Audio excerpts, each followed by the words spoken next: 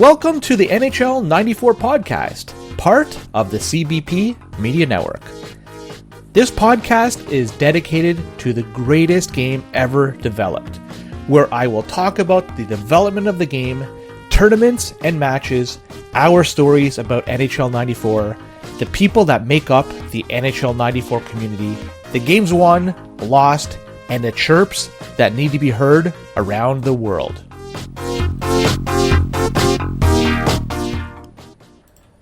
Hello and welcome to the NHL 94 podcast. I'm Len, and this is the debut show, the premiere episode, the pilot, first episode, whatever you want to call it. This is number one. And before we go any further, the reason why I'm doing this podcast is that I did some searching recently because I've recently got back into NHL 94. I'll explain that in a little bit. And I couldn't find any podcasts that were just dedicated specifically to NHL 94. I was able to find some shows that talked about it on one-off in one episode or even like a couple of episodes, but nothing that is dedicated specifically to NHL 94. So there was a void, and hopefully the vacuum will be filled with this podcast. And I just want to say that the community of NHL 94 is extremely strong.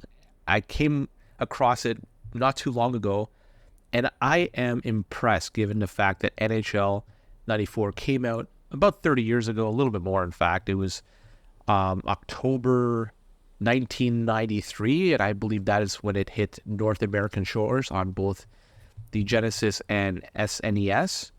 And yeah, so a lot of this recent uptick in the NHL community, including myself, the NHL 94 community, is due as a result of the documentary by the folks at NoClip. They did the making of NHL 94, the 30th anniversary documentary, which is an incredible documentary if you're a fan of NHL 94.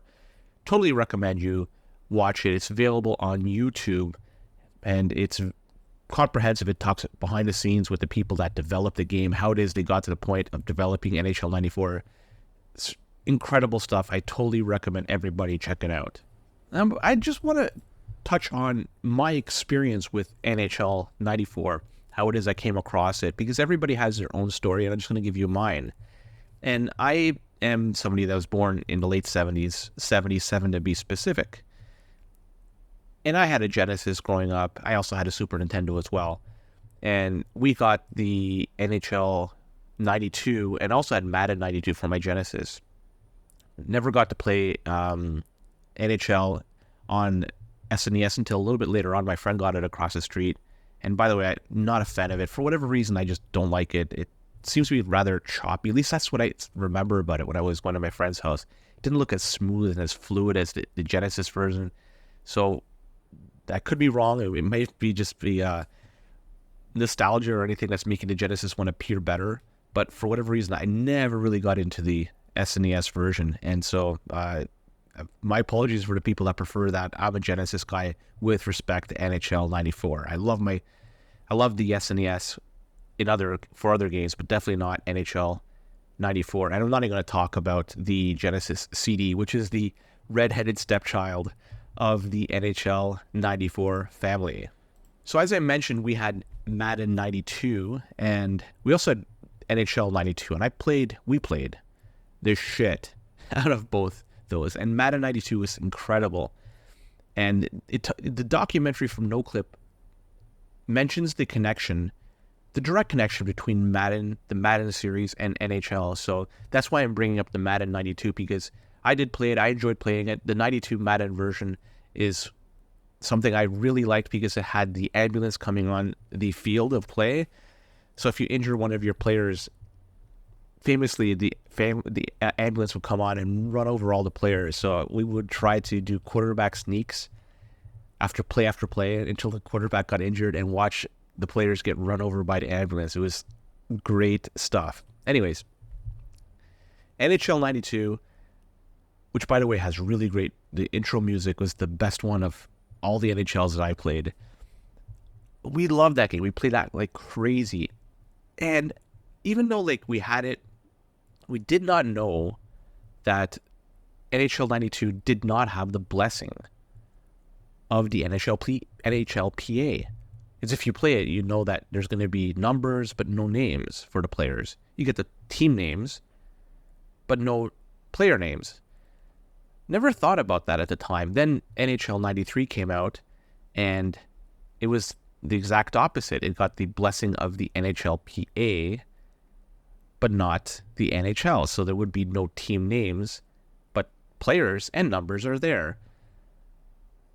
Never thought about it then. Is it just after several years, after looking at, watching a documentary, I was able to figure that out. Thanks to, not figure it out, they told it to me. So as a kid, I never really clued in on that the NHLPA and the NHL didn't give the blessing on the consecutive 92 and 93 year NHL games. And the fighting in 93, by the way, was incredible, where you could fight. Like 92 had fighting, but you were limited in a space, like a very small window of space where you could actually move. In 93, you could move from left to right, from board to board, essentially.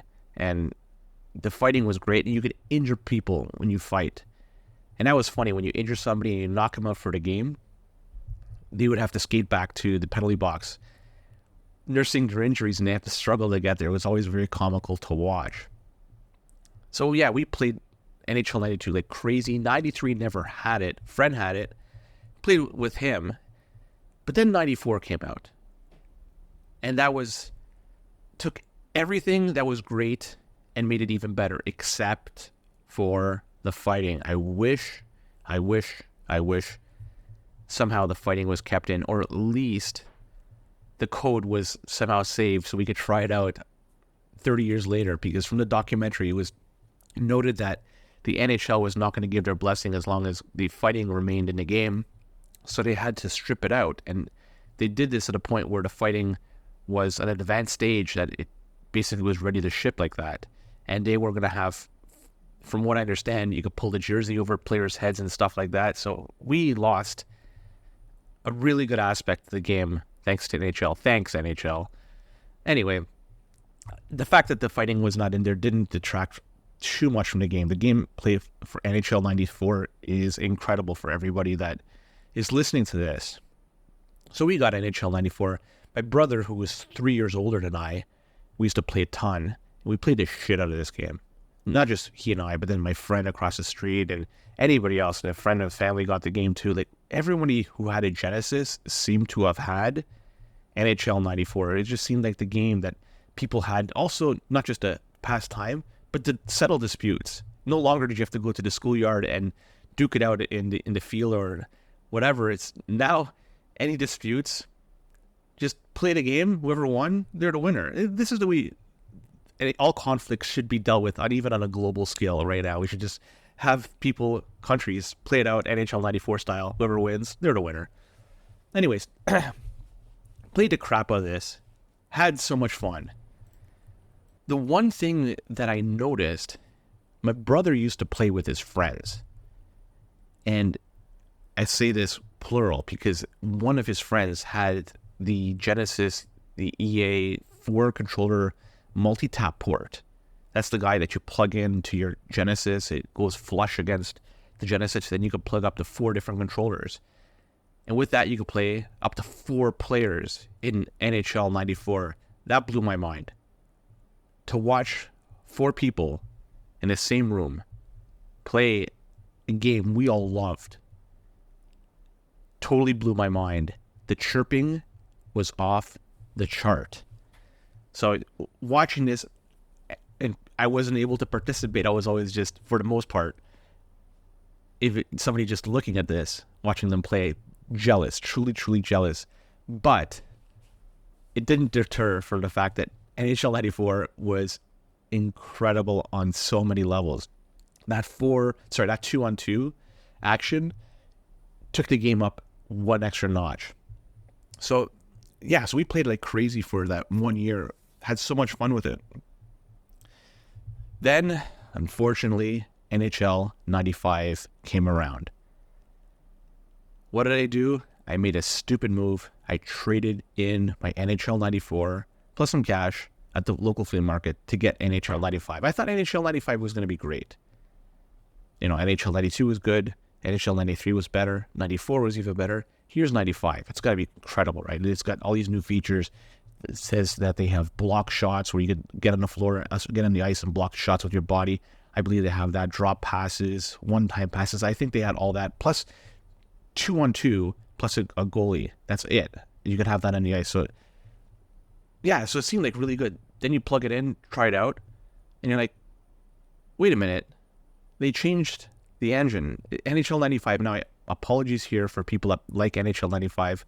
I hated it. It seemed like the players were skating on a rail. They could easily turn around without doing too much effort. And it was just really, really quick where they could just essentially do a 180. You couldn't do that in 94. It seemed like over on NHL 94, you were on ice. It was an exaggerated floating feeling, but that's what I was used to from NHL 92, 93, 94. That engine I liked. I adored. I preferred. 95? No, I didn't. It was, in my eyes, trash. So, yeah, I was not too happy with it. I played NHL 95. I bought it, so I had to play it as much as I could, as a kid at the time, or, at least in my late teens. So we played it, and yeah, it never gave me the same feeling I did when I played NHL 95, and that was unfortunate. So I never got to play NHL 94 again until a few years later, where emulators and ROMs became available. So in the late 90s, early 2000s, you could download it for your computer and play it. And it was, it was fun, but it was always just against a computer. So you're limited in terms of the amount of fun you could have. Because one thing about NHL 94, when you have other players to play with, it's so much fun.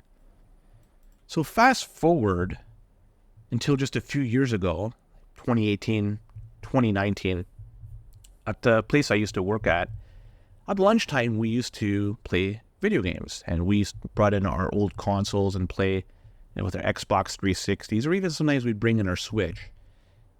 So one time I decided, what the heck, I'm going to bring in my Raspberry Pi, which is loaded up with a bunch of different ROMs, arcade and also console ROMs, and it had 4 controllers, and we'll play some games like WrestleFest or the arcade version of Simpsons, just something that's a button masher, just add in quarters and have fun, just something where you don't have to put too much thought and effort into it, just really just time waster. But then I came up with the idea, holy cow, we could play NHL 94. Tried it out. It was a hit because NHL 94 famously is easy to learn, difficult to master. So the people that had experience with 94, such as myself, we were able to obviously do pretty well. But even the people that didn't, they were easily able to pick it up and become decent enough that they're a solid teammate or a formidable opponent. So we played that standard ROM 2 versus 2, and it was just absolutely phenomenal. The chirping was off the chart. Then through the NHL 94 website, I was able to find a ROM. I don't know who did this. Whoever did this, gotta give you kudos, because the ROM that I found and used was a 2v2, 2 skaters plus goalie versus 2 skaters plus goalie for NHL 94. This is the feature that was available in NHL 95 out of the box. Somebody was able to manipulate this for the NHL 94. Not only that, the roster was incredible. It was the 2 best players plus the best goalie of that franchise. So if you're playing with the Penguins, for instance, you would have Lemieux and Jágr and I think Barrasso and net. If you were with the Red Wings, the 2 players they put on the ice were Fedorov and Fedorov and Yzerman. And they were phenomenal because they're so fast. You have so much space out there that speed just kills. So yeah, we played that so much. It was amazing stuff. So whoever did that, loved that ROM. We thoroughly enjoyed it. So yeah, I mean, that's basically how I got back into NHL, with just bringing it back to work. Then I saw the documentary maybe a few weeks ago, the one from NoClip. And yeah, it just really decided I have to do something with this. So I got back into the swing of things, and I dove into the community and realized that there is a thriving Discord and also a forum on NHL 94 website. But Discord is just thriving. It's so many people there. It's a lot of different discussion going on. Genesis, SNES. Not a big fan of SNES, as I said, but for NHL 94, that is. But yeah, people want to play with it. That's fine. And through there, I was able to install the RetroArch, I think it was, on my computer. I have Linux running, so it took me some time and effort. And with the help of, I got to give some credit here, Blizzard. Blizzard spent a lot of time with me getting to the point where I actually could play it online. So with that, finally was able to set up NHL 94 online. And I played my first game against J225, who handed me my first and only defeat. Haven't had a win yet, so then I'm 0-1. 6-4 final. I was the Canucks, he was the Flames. I think it should have been 6-3, but I think he gave me a freebie at the end. Either way, I'll take the 6-4. And J225, I'm going to come after you. Mark my words, you will lose to me one way or another. Just kidding. He's a really good opponent, and I have a lot to learn. One of the things that I did realize is I'm using Wi-Fi. It's very choppy, so I finally bit the bullet, got the hardwired, and just arrived today. So I'm actually going to try it out sometime in the next few days.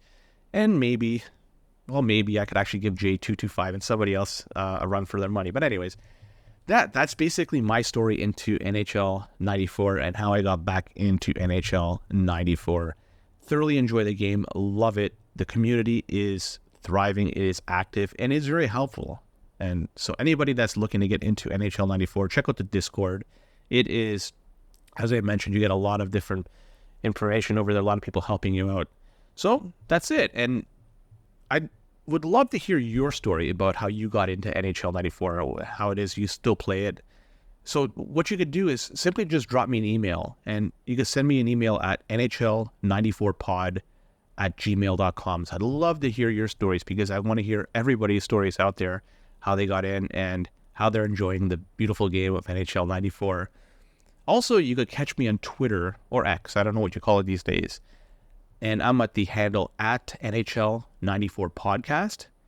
And finally, if you like this, I'll do some more in the very near future, and you want to hear more of my work, I'm also on the Canadian Bitcoiners podcast. And me and Joey were the co-host of that show. We've been doing this for almost 3 years. So we've been doing that. And so if you want some information about Bitcoin, we're on the Canadian Bitcoiners podcast.